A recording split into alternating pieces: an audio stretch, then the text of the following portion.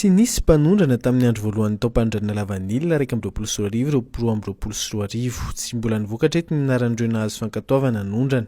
Tsy ho elana izany aza ny famoahana ny lisitry ny mahazo fankatoavana araka ny loharanom-baovao amin'ny ministera ny fampiroboroboana ny indostria sy ny varotra ary ny fanjifana. Mbola eo mpamaranana ny lisitra ny ministera ho hatrany io loharanom-baovao io.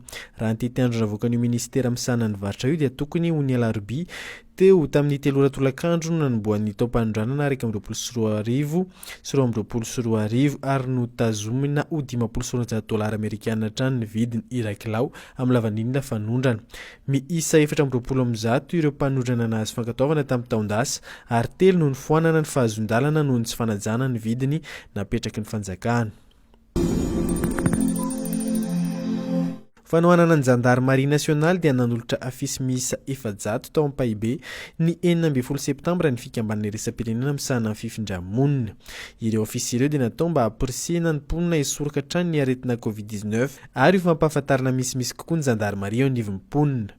Ity hetsika ity dia afa-tsy nitahiry ny firenena mikambana momba ny fandriam-pahalemana ary ireo afisy dia apetaka eny amin'ireo toerana maro mpivezivezy ho Eric Richard Raveljaona tompona andraikitra mitetikasa eo anivon'ny OIM.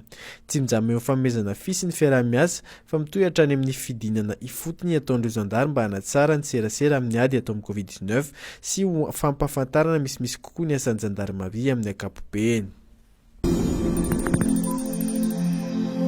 Niemitra any amin'ny toerana fahazato amin'ny ekipa mendrika maneran-tany i Madagasikara raha ny lisitra navoakan'ny Federasiona iraisam-pirenena ny baolina kitra na ny FIFA androany.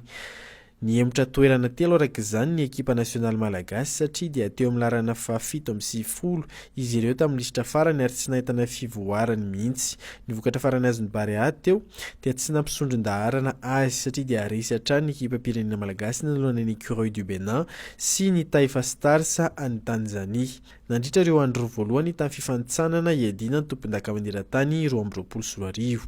Tsy nahazo fandresena mihitsy ny Barea Madagasikara nandritra ny lalao enina farany nataony ka anisan'izany lalao 4 tamin'ny fifanitsanana iadina ho tompon-dakan'ny Afrika 2024.